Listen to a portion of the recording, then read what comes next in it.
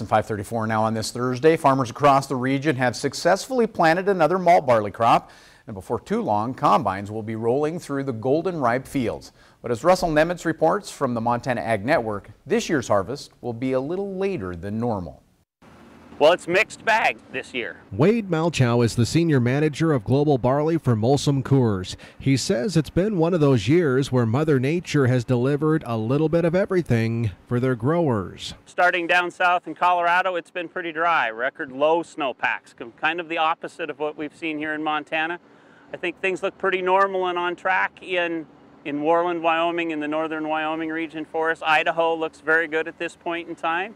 Southern Montana, it's a little less certain. It was almost too wet this spring. It caused some delays in getting into the field, and the continued moistures made it difficult for the growers to get in to spray. It's also, started to create some off colors in the field as the crop turns a bit yellow. So we could use some of the sunshine that we're getting today.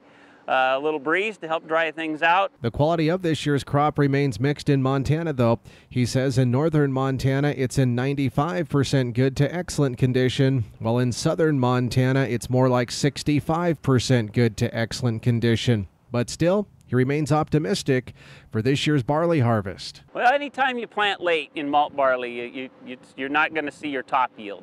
But we could still have a good quality year that would allow us to buy the target amount of barley that these growers are looking to sell us. So if we can get some good sunny days, mild temperatures, little breeze, we'll be in good shape.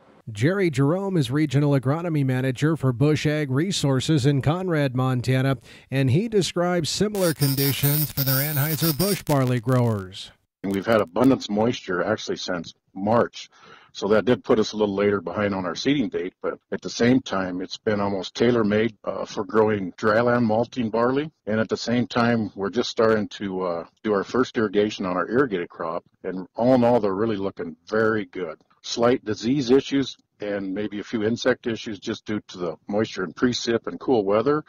But all in all, we're off to a really good start. A lot of the barley is headed out, and like I say, it's first irrigation. And because of this year's planting delays, both men say the malt barley harvest in Montana, which normally begins in mid to late July, will likely be pushed back to early August. In Billings, Russell Nemitz, MTN News. Now, Russell also says in Wyoming, the Bighorn Basin Miller Coors barley crop looks great. The harvest will start nearly on time, and that should be towards the end of July.